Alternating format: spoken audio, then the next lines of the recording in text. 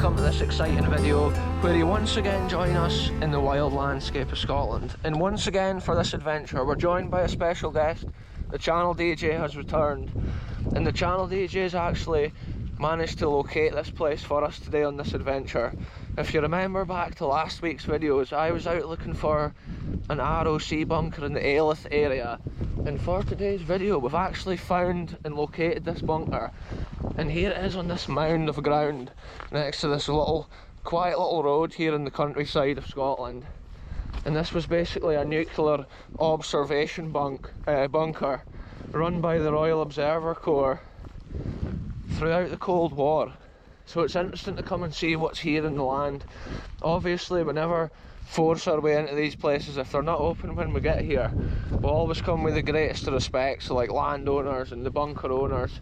But it's cool to document each one of these with what we can see and compare them before they're gone, because this history is almost lost to nature and time out in these lands. Sometimes they get flooded out or people vandalise them, and it's a shame.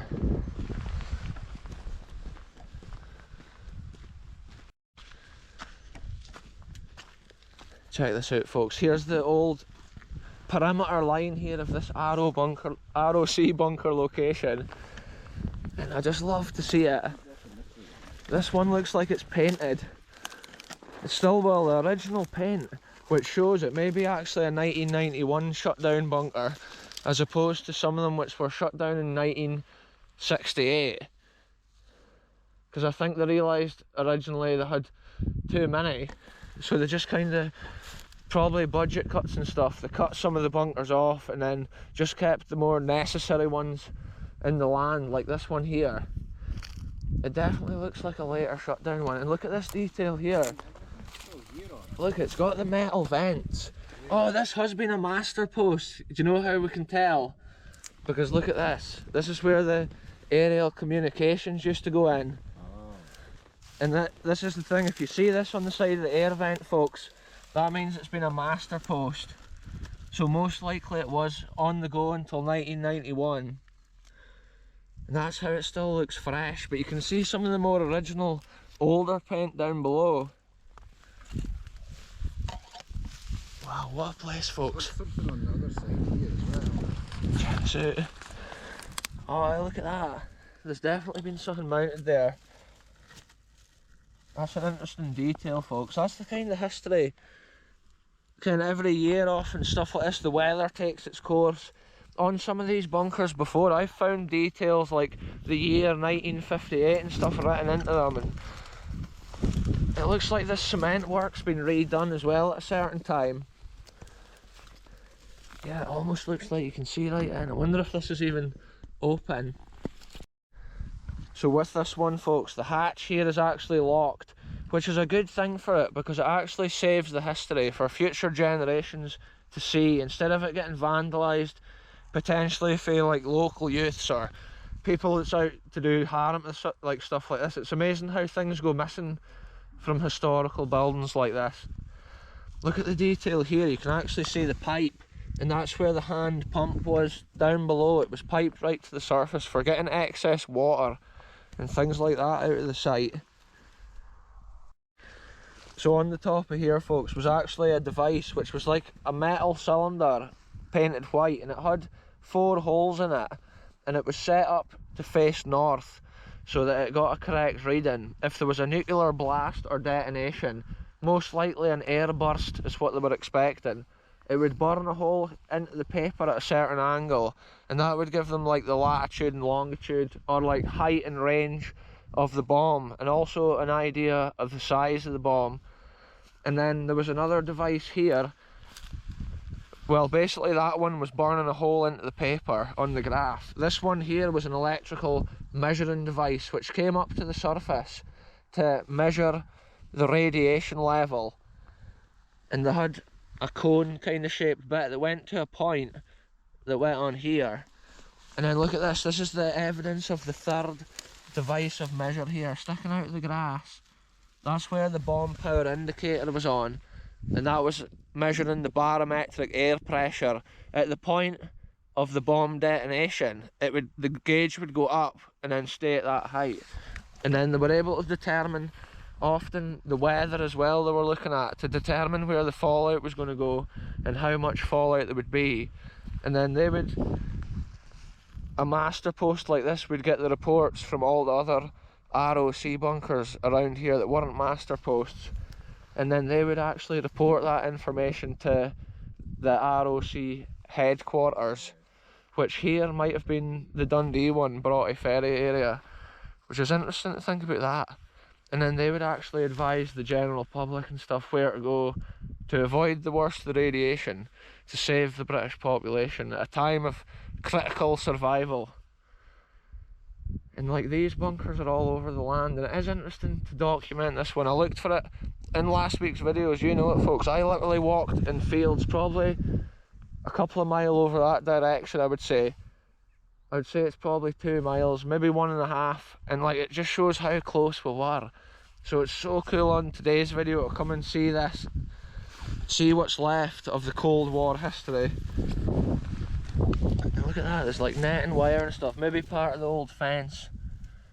I can't think of seeing one with this metal shutter in. That shows it was probably an important bunker right till the end, whereas some of the other ones we've seen are different. They're more far gone. All this is wooden with the brass screws. This is interesting as well. Like, I wonder what has been mounted onto here. You can see the cement at the bottom shaped as if something's gone down in there.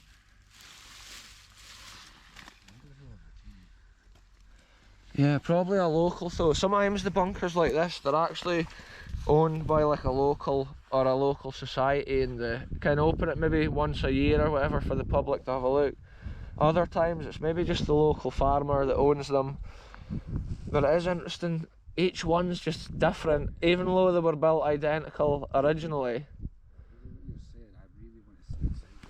Yeah, and that's cool to see that detail there. I believe there was actually a mast which stuck up here like an aerial, but see in the ground here, this is another thing the master post would have had. There should be 3 parts which was for the guy ropes for the mast.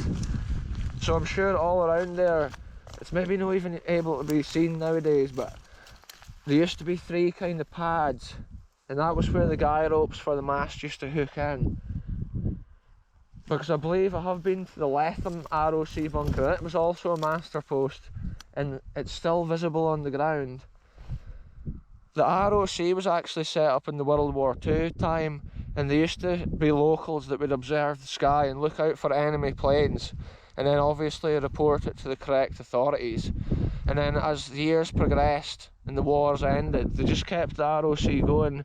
But for the modern nuclear age, which came upon the world after the Second World War, I think 1945 or whatever, was that not when the first atomic detonation occurred?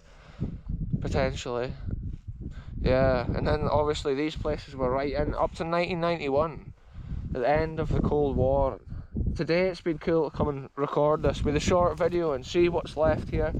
If you own this bunker and if you've got the key for it, get in the comments. We'll come back here and meet you one day and we'll have a look inside, because that's what it's all about on these adventures, documenting the history of Scotland that you didn't really see. It's not on the mainstream tourist routes, but it's cool to document it before it falls away to full disrepair.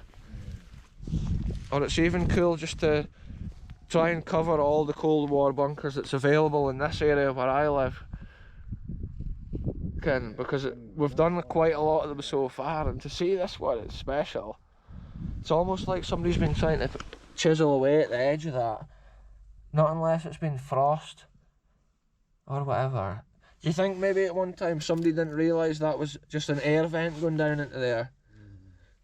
They've maybe thought it was some sort of secret little compartment or whatever, because it looks like they've been trying to get in. Yeah, even this side, I wonder if that is just in the frost and stuff. The rebars maybe just pushed it apart, and then this has been flattened, probably kicked or whatever by the looks of things, because that wouldn't just get flattened through the wind. But anyway, there you go folks, we're out on this knoll of land, and what's this here? It's like there's some other groundworks. Sometimes they actually had another like above ground observation area, and they got big sheets of paper down in the bunker with the silhouettes of all the Soviet aeroplanes, so they would memorise the shapes. So when they're in the, I think it was called an all at A, it's on ground level, and you got an all at B, which is up on stilts, and it was like an aerial observation area, and they would just look for the silhouette of the Soviet aircraft, basically, and then report it. Like there's one flying over right now, like doing reconnaissance or whatever gets done. But that was another thing that they did since World War II. They always had sheets of paper with the silhouette of the planes, how they would look if you were looking straight up at them. And this is a crazy bit of ground. I don't know if there was one of those observation areas here. If there was, there's no obvious sign of it, I wouldn't say. But shout out to the farmer or whatever that keeps this here on the ground and doesn't destroy it. Some of the ones we've seen are just so destroyed and gone. It's history almost lost to nature and time. Anyway, let's head on, folks, back out of this field.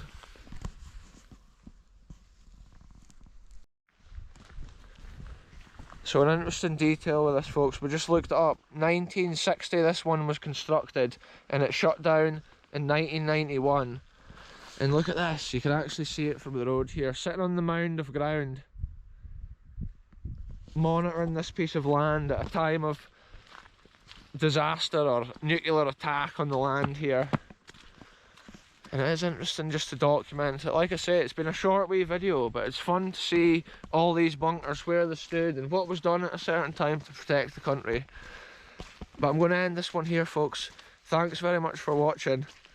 Goodbye for me, goodbye for the channel DJ, and we'll see you soon.